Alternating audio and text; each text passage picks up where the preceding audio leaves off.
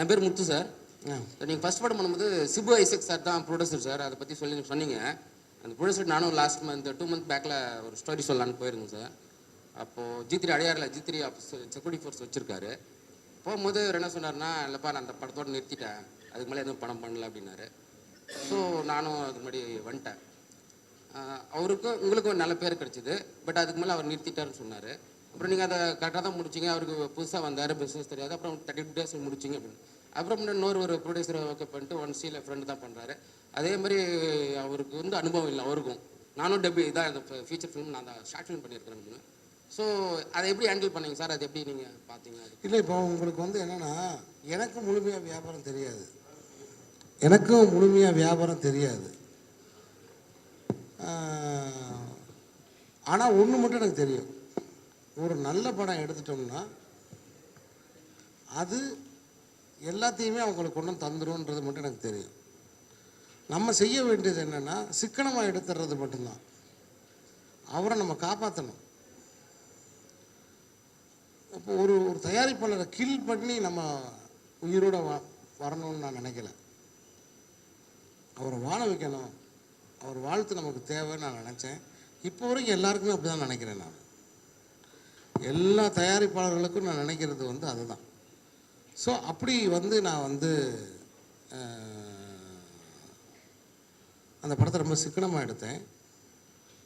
மற்ற அதோடைய அந்த நேரத்தில் வந்து என்னென்னா, ஒருத்தர் வந்து அந்த படத்தை முழுசாக விலை கொடுத்து வாங்கிக்கிறதா சொன்னார். முழுசாக விலை கொடுத்து வாங்கிக்கிறதா சொல்லி அக்ரிமெண்ட்லாம் போட்டார். நாங்கள் அவர் பேரெல்லாம் ஏற்றிட்டோம். எனக்கும் ரொம்ப சின்ன பட்ஜெட் தான் அது, அந்த படம் எடுத்தது. ஏன்னா ஒரு 1,000 ரூபா வந்திருக்கும்.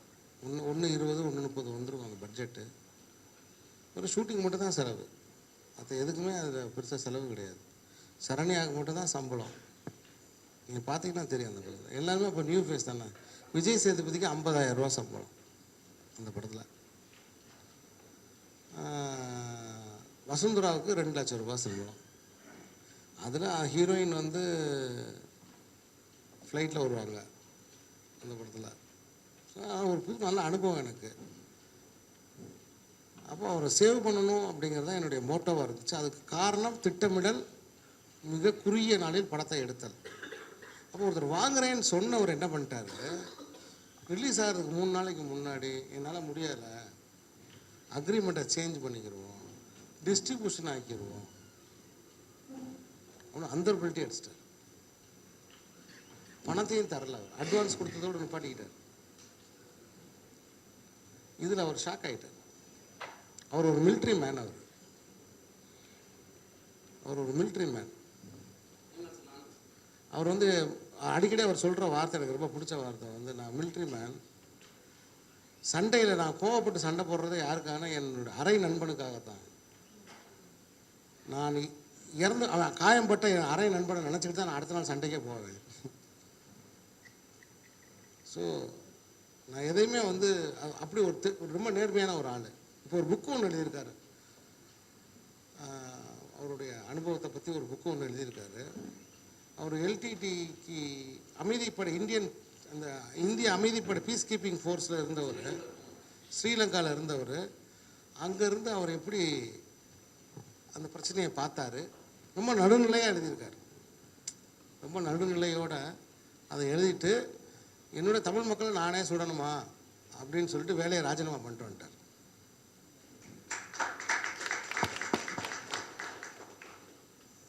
அதனால் அவரை நம்ம வந்து சேவ் பண்ணி விட்டோம். அவருக்கு இந்த தொழிலில் இருந்த நேர்மை இன்மையும் பிடிக்கலை அவருக்கு. இதை நான் செய்ய மாட்டேன் அப்படின்னு சொல்லிட்டு, ஏன்னா ஏமாத்துனாங்க அவரை. அதனால் அவர் வந்து அக்ரிமெண்ட் போட்டுட்டு என்னால் பணத்தை திருப்பி தர முடியல அப்படின்னு சொன்னால் என்ன செய்ய முடியும்? அதனால் வேணான்ட்டு. ஹாய் சார், ஐம் காவிய பிருந்தா. காவிய பிருந்தா. சரி சார், உங்களோட எல்லா ஃபிலிம்ஸ்லையுமே ஃபீமேல் கேரக்டர்ஸ் எல்லாமே ரொம்ப பவர்ஃபுல்லாக நீங்கள் ரைட் பண்ணியிருப்பீங்க. அது எல்லாமே லிட்ரேச்சர்லேருந்து வந்த இன்ஃப்ளூயன்ஸாக, அரல்ஸ் நீங்கள் பார்க்குறது. இப்போ கூடல் நகரில் அந்த சந்தியாவோட கேரக்டரில் அது ஒரு ஹியூமர் ட்ராக்காகவே இருக்கும். அந்த பொண்ணு வந்து அது ஊரில் உள்ள ஒரு பழக்கம். இப்போ எல்லாருக்கிட்டையும் அந்த கவரிங் நகை வாங்கி போடுவாங்க. அதே மாதிரி இப்போ லாஸ்ட்டாக வந்த தர்மதுரையிலையும் பார்த்தீங்கன்னா அவ்வளோ இன்னசென்ட்டாக ரொம்ப பியூட்டிஃபுல்லாக தட் கம்ஸ் ஃப்ரம் லிட்ரேச்சர் மாதிரி இருக்கும் எல்லா கேரக்டர்ஸும். அந்த மாதிரி தர்மதுரையில் ஒவ்வொரு கேரக்டருக்கும் ஒவ்வொரு டைமென்ஷன் இருக்கும்.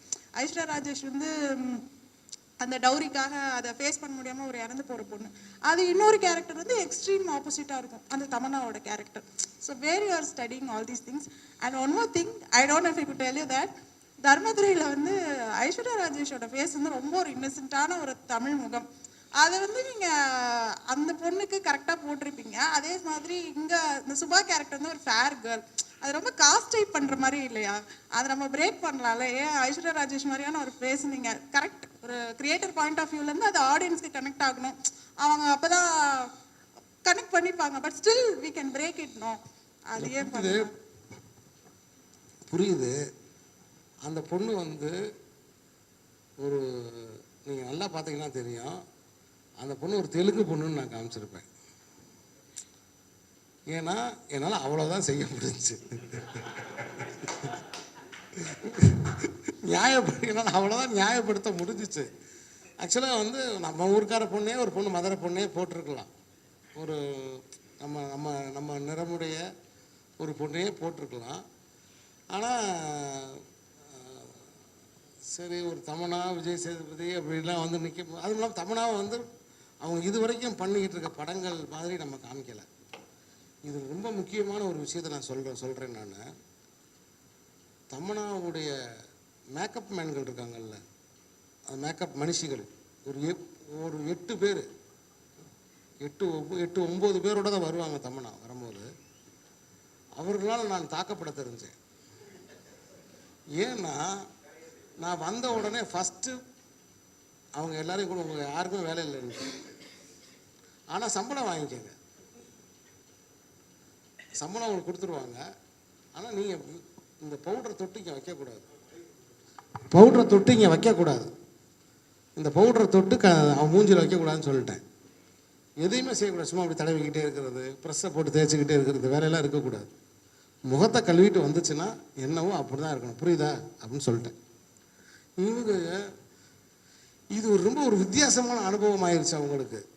ஏன்னா நான் ஏதோ அவங்கள அசிங்கமாக காமிக்கிற மாதிரி அவங்க ஃபீல் பண்ணிக்கிட்டாங்க. அது யதார்த்தப்படுத்த பற்றிய ஒரு இது புரிதல் வந்து அங்கே இல்லை. என்னடா அது இப்படி போகுது அப்படின்னு லைட்டாக நான் கேட்பேன். கிட்ட போயிட்டோம்னா லிப்பில் ஏதோ போட்டிருக்க மாதிரி தெரியும். நோ சார், நத்திங் சார், தடவியெல்லாம் காமிப்பாங்க கையில். இல்லைம்மா லிப் கார்டு சார், அதெல்லாம் போடக்கூடாதும்மா, எதுவுமே போடக்கூடாதும்மா, லிப் கார்டு என்ன அதெல்லாம் வேணாம்மான்னு சொல்லிகிட்டே இருப்பேன். இப்போ என்ன ஆயிடுச்சு, தமிழ்நாட்டுக்கு வந்து ஒரு நாள் வந்து சார் நான் கொஞ்சம் பார்க்கலாமா, இது வரைக்கும் நான் யாருக்குமே காமிச்சதே இல்லையப்பா, சேது கூட காமிச்சது இல்லை, யாருக்குமே காமிக்க மாட்டேன், ப்ரொடியூசருக்கும் காமிக்க மாட்டேன், டப் பண்ணி காட்டுவேன். அதுதான் நியாயம். டப் பண்ணி ஒரு படத்தை காட்டுவேன். அவங்க வந்து பார்த்தாங்கன்னா அவங்களுக்கு ஏதாவது, ஏன்னா இந்த லெவல்லே காமிச்சோம்னா அவங்களுக்கு டக்குனு, எல்லா மனிதர்களுக்கும் மூளை இருக்குது, அது வேலை செய்யும்.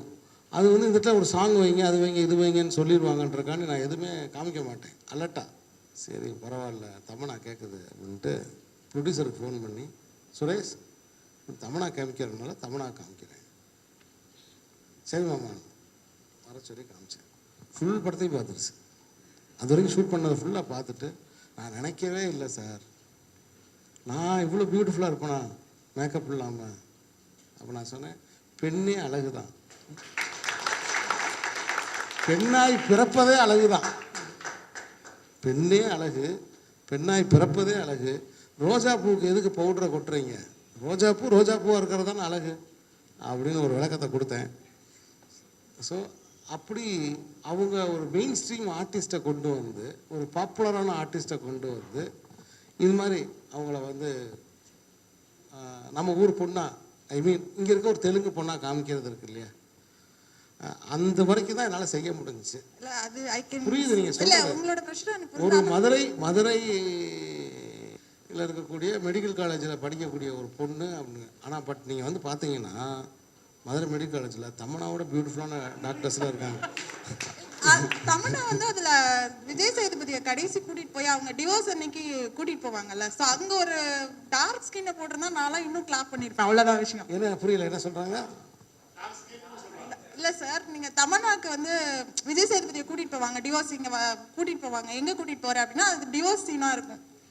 சோ அது ஒரு அந்த சீன்ல தான் தெரிய வரும். அந்த ஃபிளாஷ் கட்ல என்ன நடந்துச்சுன்னு கேட்கும்போது இவங்க 2 பேரும் தெலுங்குல பேசிக்கிடுவாங்க. அதனால புரியுது உங்களுடைய. இனி அடுத்தடுத்த படங்களில் நான் அதை பண்ணுறேம்மா. நான் சார் ஒரு கொஸ்டின் சார். அவங்க பேர் நோட் பண்ணிக்கோங்க. சார் வணக்கம் சார். சார் நான் வந்து சார் இதுக்கு முன்னாடி ஒரு ஒர்க் ஷாப் அட்டன் பண்ணேங்க சார். அதில் R V Udhayakumar sir director sir, அவர் சீஃப் கெஸ்ட்டாக வந்துருக்காருங்க சார்.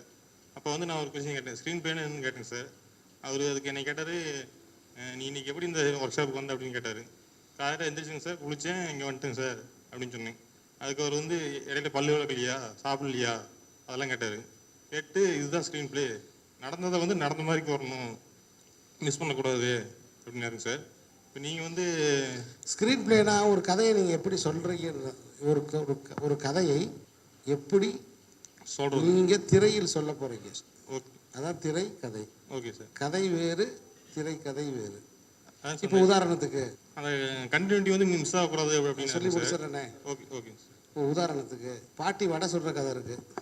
பாட்டி வடை சுடுற கதை இருக்கு. அந்த பாட்டி வடை சுடுற கதையை எப்படி திரைக்கதையாக சொல்லலாம்? இப்போ கதைனா ஒரு ஊரில் ஒரு பாட்டி வடை சுட்டுக்கிட்டு இருந்துச்சு. அப்போ அந்த பக்கம் ஒரு காக்கா பறந்து வந்துச்சு. அந்த காக்கா அங்கே உட்காந்துருந்துச்சு. அது வந்து பாட்டி வடை சுடுறதை பார்த்துச்சு. டைம் கீழே வந்து ஒரு வடையை தூக்கிட்டு மேலே போயிடுச்சு. அப்படி பறந்து போயிடுச்சு. இதுதானே இந்த கதையை எப்படியெல்லாம் சொல்லலாம். எடுத்த உடனே ஒரு காக்கா சர்ன்னு பறந்து வந்து ஒரு வடையை தூக்கிட்டு பறந்துருச்சு. இங்கே டைட்டில்ஸ் போடலாம். அதுக்கப்புறம் ஒரு பாட்டி வீட்டிலேருந்து மெதுவாக வெளியில் வந்துச்சு. ஒரு பையை எடுத்து வந்துச்சு. வந்து அடுப்பை பற்ற வச்சுச்சு. அங்கேருந்து ஒருத்தன் வந்தான், ஒரு வடையை விற்றுச்சு. இப்போ ஒரு பள்ளத்தாக்குலேருந்து ஒரு காக்கா அப்படியே மேலே வந்துச்சு. அப்படியே ஒரு ஊரை நோக்கி பறந்து வந்துச்சு. இப்போ அந்த காக்கா பாயிண்ட் ஆஃப் வியூவில் ஷார்ட்ஸு அப்படியே பறந்து வந்துச்சு. இப்படி ஸோ ஒரு திரையில் ஒரு கதையை எப்படி நீங்கள் சொல்ல போகிறீங்க? எடுத்த உடனே காக்கா பாயிண்ட் ஆஃப் வியூலேருந்து படத்தை ஆரம்பிக்க போகிறீங்களா? ஸோ அப்போ 2 பாயிண்ட் ஆஃப் வியூ இருக்குது. ஒன்று ஆடியன்ஸ் பாயிண்ட் ஆஃப் வியூ, இன்னொன்று அதான் audience point of view, director point of view ஒன்று தான். ஒரு director point of view, audience point of view, character point of view. ஒரு கதையை அந்த கதாபாத்திரத்தோட பாயிண்ட் ஆஃப் வியூவில் நீங்கள் அணுகிறீங்களா? இவ்வளோதான் இருக்குது. அப்படின்னும் போது ஒரு படம் ஒரு எவ்வளோ சுவாரஸ்யமாக சொல்கிறதுக்கு முன்னாடி முன்னாடி முன்னாடி அதை மறைச்சி எப்படி சுவாரஸ்யமாக நீங்கள் சொல்ல போகிறீங்க. அப்புறம் அந்த கதையில் வர்ற இந்த மெலோ ட்ராமா கனெக்டிவிட்டி, அது ரொம்ப ரொம்ப முக்கியம்ல. முன்னாடி கொஞ்சம் சொல்லி அதை பின்னாடி வந்து சேர்றது இருக்குல்ல, ஒரு சிறுகதையில் உண்டாகுது இல்லை ஒரு கதையில். இப்போ உதாரணத்துக்கு இந்த இடத்துல ஒரு கத்தியை காமிச்சிடுறீங்க. அப்போ இந்த கத்தி ஏதோ ஒரு இடத்துல பயன்பட போகுது. இப்போ அந்த அறையை காமிக்கிறீங்க. இந்த அறையை காமிக்கும்போது இதுக்கு ஒரு க்ளோஸ்அப் போட்டிங்கன்னு வச்சுக்கோங்க.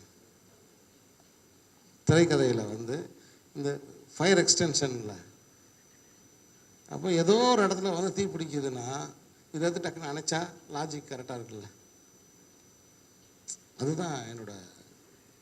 ஸோ அப்போ எந்த பாயிண்ட் ஆஃப் வியூவில் நீங்கள் சொல்ல போகிறீங்க, எவ்வளோ சுவாரஸ்யமாக சொல்ல போகிறீங்க, எதை முதல்ல சொல்ல போகிறீங்க அப்படிங்கிற பயிற்சி தான் திரைக்கதை பயிற்சி. அந்த இதுக்கு நிறைய அதுக்கு வந்து புக்ஸ் எல்லாம் இருக்குது. ஷெட்ஃபீல்டோட புக்ஸ் எல்லாம் இருக்குது. தமிழில் சுஜாதா ஒன்று எழுதியிருக்காரு. அதான் பட் நீங்கள் இங்கிலீஷில் நிறைய புக்ஸ் இருக்குது. அதெல்லாம் ஒரு பயிற்சிக்காக நம்ம படிச்சுக்கலாம். தெரிஞ்சுக்கிறது தப்பு கிடையாது. பயிற்சிக்காக நம்ம படிச்சுக்கலாம். அப்புறம் நம்ம இப்போ தான் படம் பார்த்து தான் நம்ம படம் எடுக்கிறோம். ஸோ அப்படியே அசிஸ்டன்ட் டைரக்டராக இருக்கும்போது அப்படி வாய்மொழியாகவே சொல்லி சொல்லி சொல்லி பழகி ஒரு கதையை உருவாக்குறது இருக்குல்ல. ஸோ திரையில் ஒரு கதையை கூடுதலாக ஒன்று சேர்த்துக்கிறேன், சுவாரஸ்யமாக சொல்வது எப்படிங்கிறது தான் திரைக்கதை.